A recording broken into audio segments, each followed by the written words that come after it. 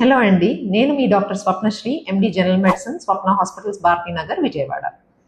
ఈరోజు ఆస్తమా అనేది అంటువ్యాధ కాదా, దీనికి పూర్తి చికిత్స ఉందా అనేది చూద్దాం.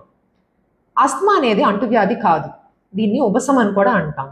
ఇది మన తల్లిదండ్రుల నుంచి కానీ ఆ పై తరాల నుంచి కానీ రావచ్చు.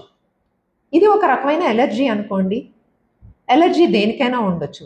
ఊపిరి తీసుకునే గాలిలో ఉండొచ్చు, దుమ్ము, ధూళి, పూల పుప్పొడి, సెంటు, వాసనలు, రకరకాల వాసనలు, పోపు నుంచి వచ్చే గాలి, వాటి నుంచి కూడా రావచ్చు. మనం తినే ఆహారంలో కూడా కొన్నిటికి ఎలర్జీ ఉండొచ్చు. వీటికి మూలాన మన ఆస్తమా ట్రిగ్గర్ అవుతుంది. ఇలాంటివన్నీ కూడా ఎలర్జీ వచ్చే పదార్థాలు అవాయిడ్ చేస్తే మనకి చాలా వరకు ఆస్తమాని కంట్రోల్లో పెట్టుకోవచ్చు. ఇంకా పైన కూడా ఆస్తమా వస్తుంది అంటే గనక దీనికి రకరకాల ట్రీట్మెంట్స్ ఉంటాయి. టాబ్లెట్స్, సిరప్లు, ఇన్హేలర్లు, నెబులైజర్లు అని రకరకాలు ఉంటాయి. ఇంకా రకరకాల ఇన్హేలర్లు, నెబులైజర్ల సంగతి నెక్స్ట్ వీడియోలో చూద్దాం.